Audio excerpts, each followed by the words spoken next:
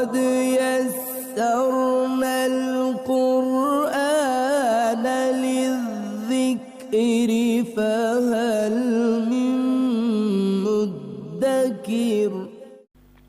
अल्हम्दुलिल्लाहि रब्बिल आलमीन वस्सलातु वस्सलामु अला सय्यिदिल अंबिया वल मुरसलीन अम्मा बाद फ़ाऊज़ु बिल्लाहि मिनश शैतानिर रजीम बिस्मिल्लाहिर रहमानिर रहीम। आज अल्लाह तबारक व तआला के फ़ज़ल और उसकी तौफ़ीक से हम 28वें पारे में एक नई सूरत का आगाज़ करने लगे हैं जिसका नाम है सूरतुल मुम्तहिना। और मुम्तहिना जो है ये इसमें फ़ाइल का सीगा है अरेबिक ग्रामर के एतबार से, और इसका माना है इम्तिहान लेने वाली। और उर्दू में हम इससे मुतल्लिका लफ्ज़ बोलते हैं इम्तिहान। उसको हमने वर्बलाइज़ किया, गर्दान की, तो मुम्तहिना बन गया, यानी इम्तिहान लेने वाली, जज करने वाली। अब इस सूरत के अंदर जो अहकामात हैं वो इस तरह के हैं कि ये कुफ़र और इस्लाम में जो एक क्वालिटी है कुफ़र और इस्लाम की, उसको इस सूरत के अहकामात इम्तिहान कर लेते हैं, जज कर लेते हैं। बड़े शदीद किस्म के अहकामात हैं इसके अंदर। और एक रुदाद बयान की गई है हिजरत मदीना के बाद की। आप जानते हैं कि नबी पाक अलैहिस्सलाम ने 40 साल बाद ऐलान नबूवत फरमाया।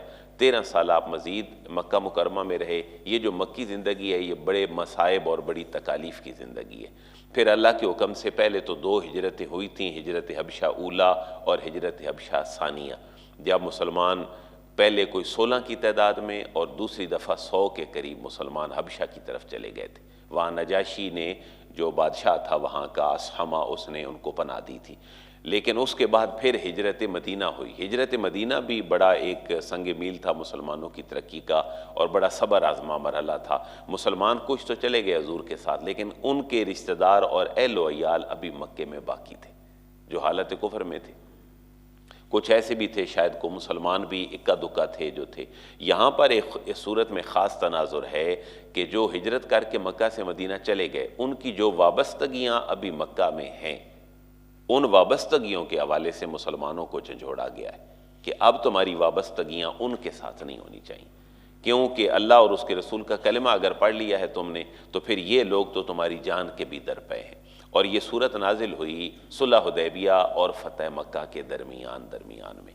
इससे पहले बदर हो चुका था, ग़ज़वा ओद हो चुका था, ग़ज़वा खंदक हो चुका था, सुलह हुदैबिया हो चुका था। उसके बाद अब फ़तह मक्का आने लगा था। तो अल्लाह ताला ने जो बशारत दी थी इस्लाम की मक्का में फैलने की, अब वो पूरी होने के करीब थी। बुनियादी तौर पर इसकी वजह ये बनी कि नबी पाक अलैहिस्सलाम ने जब सहाबा से मशवरा किया कि अब हमें मक्के की तरफ जाना चाहिए, इसके बजाय कि वो बहुत मजबूत हो जाए दुश्मन, उसको इसी जगह पर शिकस्त दे देनी चाहिए। तो मुसलमानों ने मुशावरत की कि अब हम मक्के की तरफ जाएंगे। तो एक सहाबी थे जिनका नाम था हज़रत हातिब, इनका जिक्र है यहाँ पर।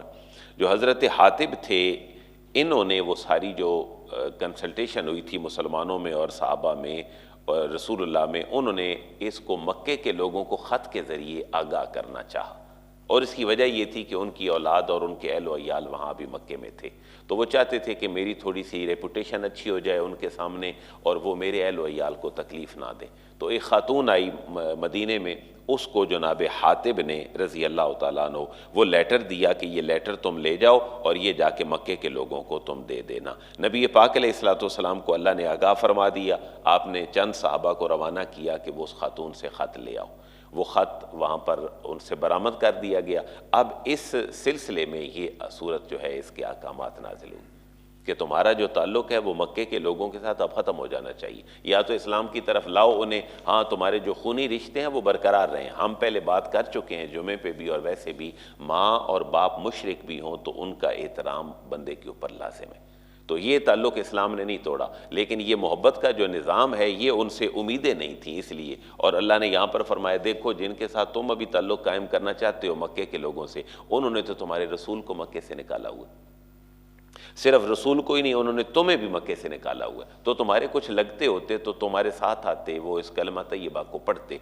इस सिलसिले में फिर एक और जो खदशा पैदा हुआ था मोहब्बत का कि हज़रत हातिब बिन अबी बल्ता के अहल व अयाल वहाँ रहते थे, उसके बारे में भी अहकामात दिए गए कि ये रिश्तेदारियाँ तुम्हें फ़ायदा नहीं देंगी क़यामत वाले दिन। वहाँ क़यामत वाले दिन तुम्हें अल्लाह और उसके रसूल का जो फ़ज़ल है और जो शफ़ाअत है उस सिलसिले में तुम्हारी बख्शिश होनी है। उसके बाद फिर हज़रत इब्राहीम खलीलुल्लाह का थोड़ा सा मॉडल है जो मुसलमानों के सामने रखा गया। ये सूरत मदनी है, मैंने अर्ज़ कर दिया हिजरत के बाद तकरीबन 6ठे साल से लेकर 8वें तक ये सूरत मुबारक नाजिल हुई है। 7वें साल नाजिल हुई है, ये 8 में फ़तह मक्का हो गया था, उससे पहले पहले ये नाजिल हुई है, क्योंकि मक्का के जाने के लिए जो मुशावरत हुई थी उसको यहाँ पर बुनियाद बनाया गया। इसमें 13 आयतें हैं और इसके 2 रकू हैं।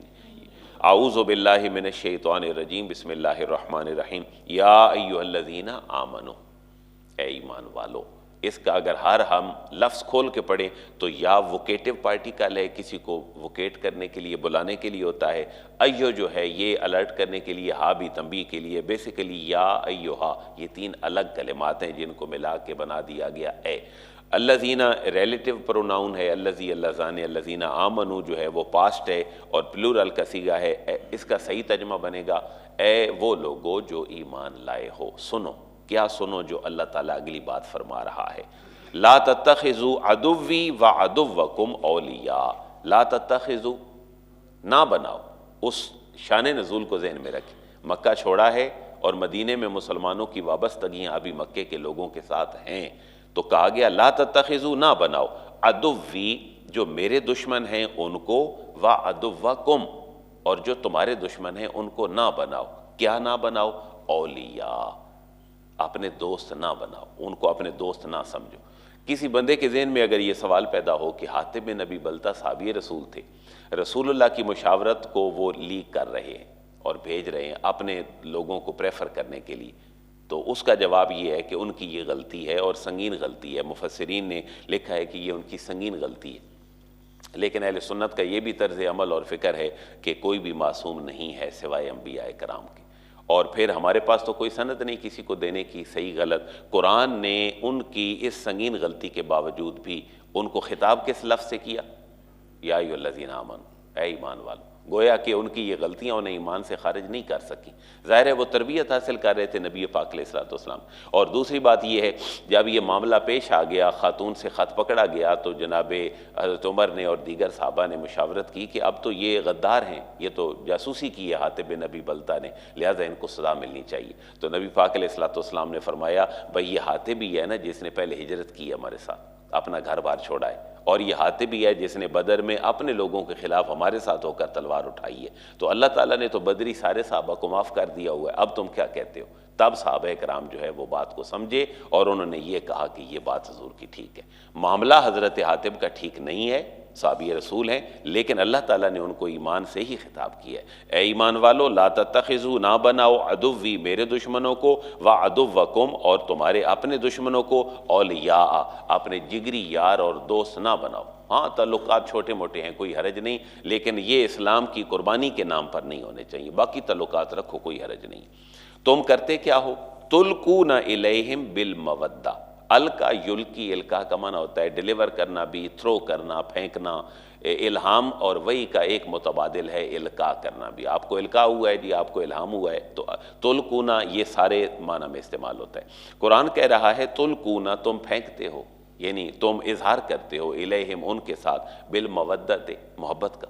तुम इन मक्के के लोगों के साथ जो काफिर हैं, जो तुम्हारे और अल्लाह के दुश्मन हैं, इनके साथ मोहब्बत का इजहार करते हो। हालांकि फ़क़द कफ़रू बिमा जाअकुम मिनल हक़, ये वाव जो है ये इसका माना हालांकि है, इसको हम हालिया कहते हैं, ये हाल बयान कर रही होती है। हालांकि कद कफ़रू, वो इनकार करते हैं, बिमा उसका, जाअकुम जो तुम्हारे पास आया है, मिनल हक़, हक़। हक़ क्या है? अल्लाह के नबी। हक़ क्या है? कुरान मजीद है। हक़ क्या है? तालीमात इस्लाम है। तुम इनके साथ मोहब्बत की पींगे बढ़ाते हो, हालांकि ये जो कुछ हक़ अल्लाह की तरफ से तुम्हारे पास आया है उसका इनकार करते हैं। और इन्होंने फिर जुल्म क्या किया? युखरिजून अर्रसूला, युखरिजून उन्होंने निकाला है, अर्रसूला रसूल को, यानी तुम मेरे हबीब को इन्होंने मक्के से निकाल दिया है। व इय्याकुम, सिर्फ मेरे हबीब को ही नहीं निकाला, व इय्याकुम, तुम्हें भी निकाला है। ये इय्याकुम से मिलता जुलता लफ्ज़ आप पढ़ते हैं सूरह फातिहा में, इय्याका नाबुदु व इय्याका नस्तईन। ये इय्याका एक के लिए होता है, सिर्फ तेरे लिए, और इय्याकुम तुम सब के लिए। फिर कुरान में बाज़ जगह पर वह या भी है, जो छोटी या है ये सिंगुल उसके लिए होती है, फर्स्ट पर्सन के लिए, वह या फरहबुन, मुझसे डरो।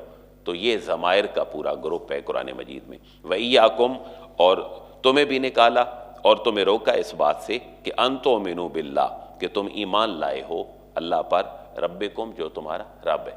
तो जो अल्लाह का नहीं है वो अल्लाह की मखलूक का कैसे बन सकता है। युखरिजून रसूला, उन्होंने निकाला है रसूल मुकर्रम को, वइयाकुम, और तुम्हें भी मक्के से निकाला है, अंतुमिनु बिल्लाहि रब्बिकुम, मैज़ इसलिए निकाला है कि तुम अल्लाह पर जो तुम्हारा रब है उस पर ईमान ले आए हो। तो अब तुम क्यों उनके साथ ताल्लुकात रखते हो। इन कुंतुम खरजतुम जिहादन फी सबीली वब्तिगा मरदाती तुसिर्रूना इलैहिम बिल मवद्दा। इन कुंतुम खरजतुम, तुम निकले हो, इन जो है ये शर्तिया है, अगर कुंतुम खरजतुम, तुम जिहाद करने निकले हो, जिहादन, जिहाद फी सबीली, मेरे रास्ते में, अगर तुम मेरे रास्ते में जिहाद करने के लिए निकले हो, वब्तिगा मरदाती, और वब्तिगा और तलाश करने के लिए निकले हो, मरदाती, मेरी रज़ा, मेरी रज़ा अगर तुम हासिल करने के लिए निकले हो और जिहाद के लिए मक्के से निकले हो, तो फिर इन्हें तुम बिल्कुल भी दोस्त ना बनाओ, ये तुम्हारी दोस्ती की मुस्तहिक नहीं है। तो सिर्रूना इलैहिम बिल मवद्दा, तो सिर्रूना ये सिर से निकला है। आप देखते हैं कि ये कुछ नमाज़ें ऐसी होती हैं जो जारी नमाज़ें होती हैं, जैसे फजर, मगरिब और इशा। कुछ सिर्री नमाज़ें होती हैं जो ज़ोर और असर की हैं, जिनमें इमाम ऊंची किरात नहीं करता, तो सिर राज को कहते हैं। तो सिर्रूना, तुम बड़ी राजदारी करते हो, बड़ी राजदारी के साथ इलैहिम, उन तक पैगाम पहुँचाते हो, बिल मवद्दत, मवद्दत के साथ। यानी कुरान ने उस खातून का जिक्र नहीं किया जिसको ख़त दिया गया, हदीस के अंदर बाकायदा वो खातून मौजूद है, उसका जिक्र सही मुस्लिम की हदीस है। और फिर मकाम खाख एक जगह का नाम है, जब वो निकल गई थी मदीना से ख़त लेकर मक्के के लोगों की तरफ, तो नबी पाक अलैहिस्सलाम को अल्लाह ने मुत्तले फरमाया। आपने चंद सहाबा को भेजा जिनमें हज़रत अली अल मुर्तज़ा शेर खुदा और हज़रत ज़ुबैर रज़ी अल्लाह तआला अन्हु थे कि जाओ उस औरत से ख़त ले आओ। उन्होंने रिक्वायर किया, उसने कहा मेरे पास तो कोई ऐसा ख़त नहीं, लेकिन उन्होंने कहा कि जी हमें रसूलुल्लाह ने बतलाया है, तो ये झूठ नहीं हो सकता। आखिर उसने कहीं अपनी वो बालों की जूड़ी के अंदर जो है वो छुपाया हुआ था, और फिर उसने वो ख़त दे दिया। तो सिर्रूना, ये उस राजदारी की तरफ इशारा है। तो सिर्रूना इलैहिम बिल मवद्दा, तुम बड़ी राजदारी से उनकी तरफ मोहब्बत का पैगाम भेजते हो। व आना आलमो बेमा अख़फ़ैतुम व मा आलनतुम, व आना आलमो, हालांकि आना मैं आलमो जानता हूँ, बिमा अख़फ़ैतुम, उसको जो तुमने मख्फी रखा हुआ है, जो तुमने छुपा कर रखा हुआ है। वमा आलनतुम, और मैं उसको भी जानता हूँ। आलनतुम, ये उर्दू में मिलता जुलता लफ्ज़, ऐलान करना। वमा आल, जो कोई तुम दिलों में रखते हो, अल्लाह फरमा रहे मैं उसको भी जानता हूँ, और जो तुम लोगों के सामने कर लेते हो मैं उसको भी जानता हूँ। तो तुम्हारा ये अमल कि तुमने हमारी कंसल्टेशन को दूसरे तक पहुँचाने की कोशिश की है, इसको हमने जान लिया है। वमन यफ़अलहु मिनकुम फ़क़द दल्ल सवा अस्सबील, वाओ कमाना और, मन जो यफ़अल करेगा हु, ऐसा मामला, मिनकुम, तुम में से, फ़क़द दल्ला, तो ताकीक वो भटक गया, सवा अस्सबील, सीधे रास्ते से वो भटक गया। लेकिन कुरान ने उसके बावजूद उनको अहले ईमान कहा। अहले ईमान कभी कभी इस तरह की ठोकर खा जाते हैं, आम मुसलमान भी और बड़े बड़े लोग भी। तो ये इस आयत का जो शान नज़ूल था सूरत का, उसकी इब्तदाई आयत है। लेकिन ये बातें अभी चल रही हैं, रियलाइज़ करवाया जा रहा है कि तुम्हारे अंदर जो उनकी मोहब्बत है पुख्ता, इसको निकालो अपने अंदर से, ये तुम्हारे हमारे दुश्मन है। हाँ, कोशिश करो ये तुम्हारी तरफ आ जाएं, तुम्हारे नज़रिए को कबूल कर लें, वरना इन्होंने तुम्हें कोई पनाह नहीं देनी। इन यसकफूकुम यकूनु लकुम आदा, ये एक और उनकी ज़हन साजी की गई कि ये कैसे लोग हैं।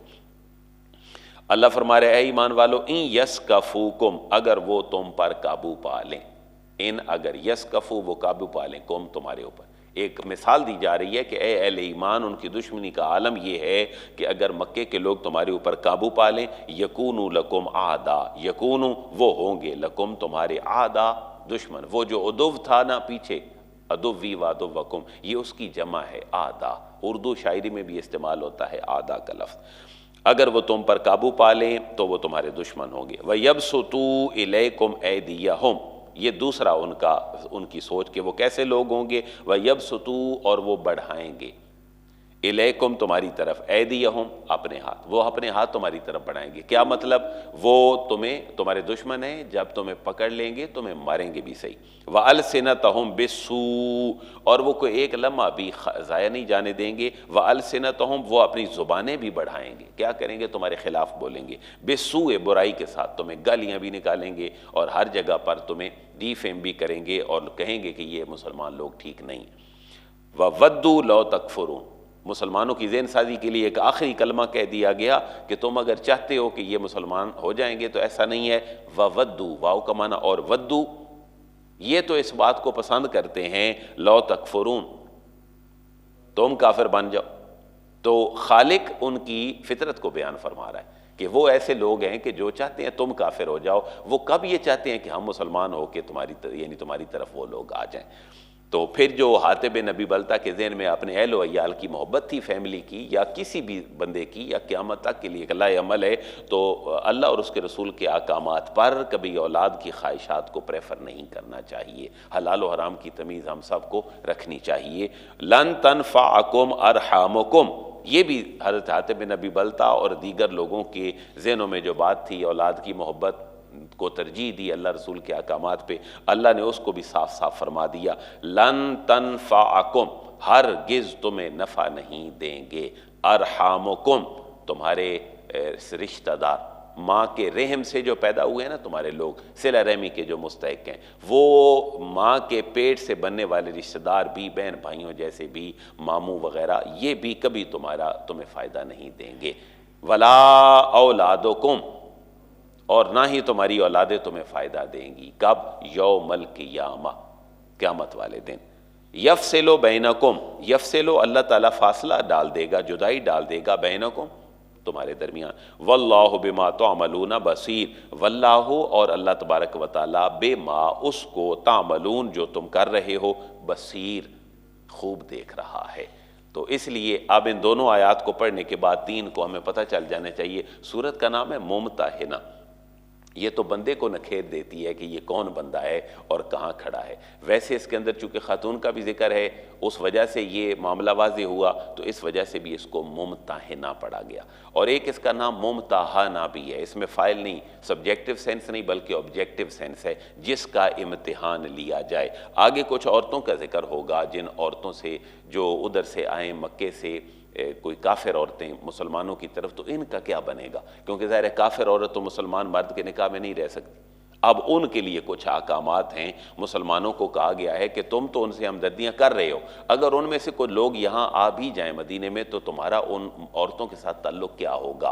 उन औरतों को जज कर लिया जाए कि वह कौन है, जासूसी करने आई हैं, गद्दार बन कर आई हैं, या वाकई वो सही मुसलमान हो के तुम्हारे पास आई हैं। इस वजह से भी ये सूरत का नाम मुमतहिना है। अल्लाह ताला समझ अता फरमाए और हम सब के लिए आसानियाँ पैदा फरमाए।